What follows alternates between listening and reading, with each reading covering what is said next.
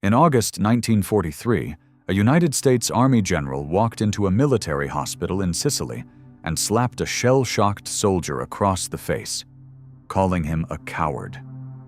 The incident nearly ended his career. Eisenhower was furious. The press demanded his removal. But 6 months later, that same general would execute the fastest armored advance in military history, saving over 100,000 Allied lives during the Battle of the Bulge. His name was George S. Patton, and what was happening inside his mind was something no military academy had ever seen before. To understand Patton's mind, you have to start with something deeply strange. Patton genuinely believed he had lived before. Not as a metaphor, not as poetry. He believed it literally. In his personal diary, later published in the Patton Papers, he wrote that he had fought alongside Napoleon. He stood at Gettysburg as a Confederate soldier and crossed with Caesar into Gaul. Historians, including Carlo d'Este, who spent decades studying Patton, called this belief system central to his psychology. It gave Patton something most generals lack: absolute fearlessness in the face of death. This phenomenon, believing one has a destiny, is documented in military psychology as invulnerability bias. When controlled, it produces decisive leaders. When unchecked, it produces disasters. Patton was born in 1885 into a family of soldiers. His grandfather died in the Civil War. His great-uncle died in the same battle. He was raised on those stories the way other children were raised on fairy tales. He entered West Point in 1904, graduated in 1909, and immediately began studying every great military mind in history. Not for inspiration, but the way a mechanic studies an engine. To reverse engineer victory. In 1970, the film Patton opened with a famous scene: the general standing before a massive American flag, delivering a profane, electrifying speech to his troops. That speech was real. On June 5, 1944, the day before D-Day, Patton addressed the Third Army. The actual transcript, preserved by the U.S. Army Center of Military History, is almost exactly what the film portrayed. He told his men, "Americans love a winner and will not tolerate a loser." The very thought of losing is hateful to Americans. This was not theater. This was deliberate psychological engineering. Patton had studied Napoleonic warfare, the Roman legions, and the Prussian military. He understood something fundamental. Armies fight with their minds before they fight with their bodies. Where modern military psychology calls this unit cohesion, the collective belief that a group can succeed. Research from West Point's leadership studies confirms that a commander's psychological projection directly impacts soldier performance under fire. His approach was unconventional in another way, too.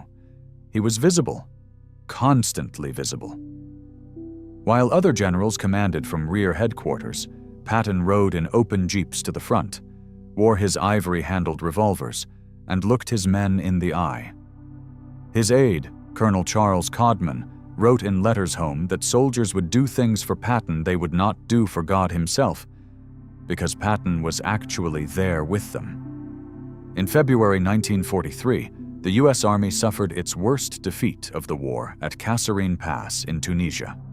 German Field Marshal Erwin Rommel's forces tore through American lines, killing or capturing nearly 10,000 men. Eisenhower's response was to hand command to Patton. What Patton did in the next 10 days became a textbook case in rapid organizational transformation. He didn't change the equipment.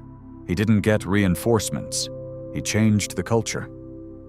Officers found wearing improper uniforms were fined on the spot. Tardiness was punished immediately. Patton instituted what he called the dress for war philosophy. If a soldier looked like a warrior, he would think like one. Within 2 weeks, the same units that had broken and run at Kasserine were attacking and winning. Patton's approach mirrors what behavioral psychologists call enacted identity theory, the idea that behavior shapes self-perception. When soldiers were forced to act disciplined, they began to think of themselves as disciplined soldiers. Or the uniform wasn't vanity, it was psychology. By May 1943, Axis forces in North Africa had surrendered. Over 275,000 German and Italian soldiers became prisoners of war. On August 3, 1943, Patton visited the 93rd Evacuation Hospital in Sicily. He moved through the ward, shaking hands with wounded men, soldiers with missing limbs, burns, shrapnel wounds. Then he reached Private Charles Kuhl. Kuhl had no visible injuries. His diagnosis, psychoneurosis, battle fatigue, what we now understand as combat PTSD. Patton did not understand it that way. He slapped Kuhl, screamed at him, and called him a coward. He did it again 12 days later to another soldier, Private Paul Bennett. The incidents were reported to Eisenhower.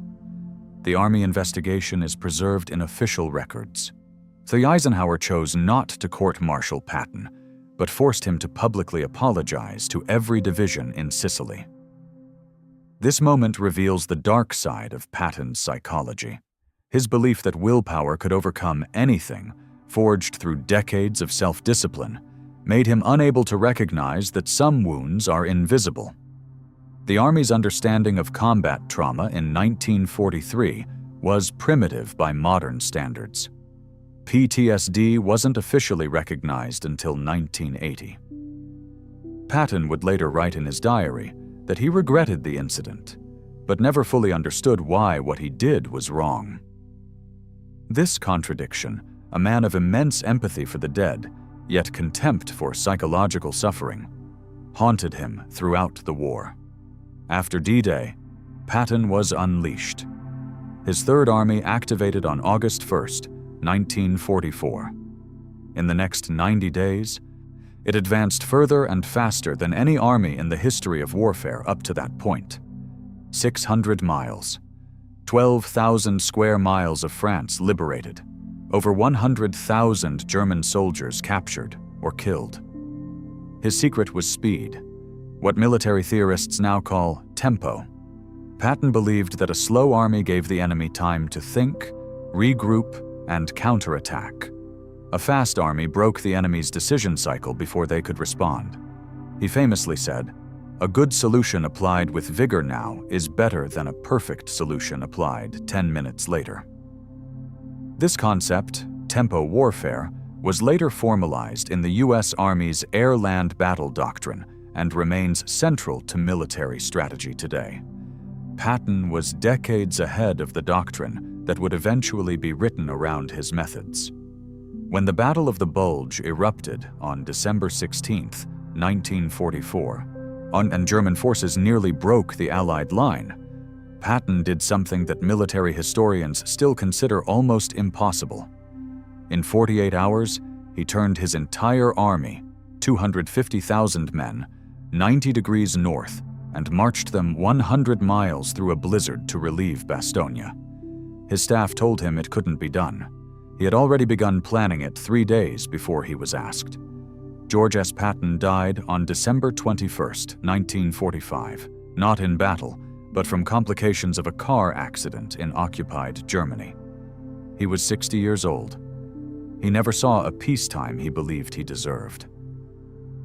In his final diary entries, he wrote that he feared he had lived past his purpose, that a soldier's death is the only one that makes sense for a man like him.